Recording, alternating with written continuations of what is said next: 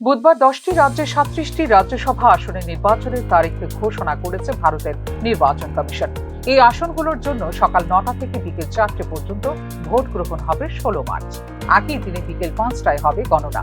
ঘোষিত 37টি শূন্য আসনের মধ্যে বর্তমানে 12টি আসন রয়েছে এনডিএ দখলে এবং 25টি রয়েছে বিরোধী শিবিরের নিয়ন্ত্রণে।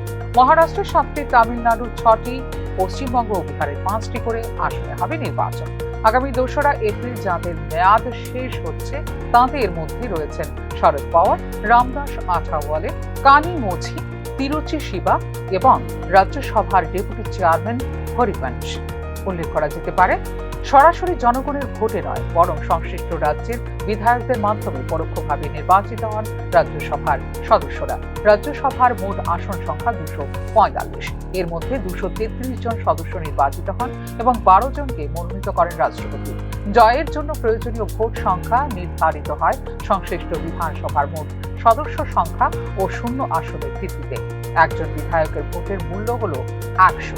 কেবল রিটার্নিং অফিসার প্রদত্ত স্ট্যান্ডার্ড বেগুনি রঙের স্কেচ কলম ব্যবহার করেই ভোট দিতে হবে, অন্য কোনো কলম গ্রহণযোগ্য নয় বলেন নির্দেশিকা জারি করেছে ভারতের নির্বাচন কমিশন। ইভিএম ও ভিভিপ্যাট নিয়ে সচেতনতামূলক প্রচার শুরু হয়েছে আসাম, কেরল, পুদুচেরি, তামিলনাড়ু এবং পশ্চিমবঙ্গে। কমিশনের তথ্য অনুযায়ী 5টি রাজ্য ও একটি কেন্দ্র শাসিত অঞ্চল 1.20 লক্ষের বেশি মানুষ ডেমো ক্যাম্পে অংশ নিয়েছেন এবং 1.16 লক্ষের বেশি মানুষ দিয়েছেন মক ভোট। ফিউরো রিপোর্ট, নিউজ নাও।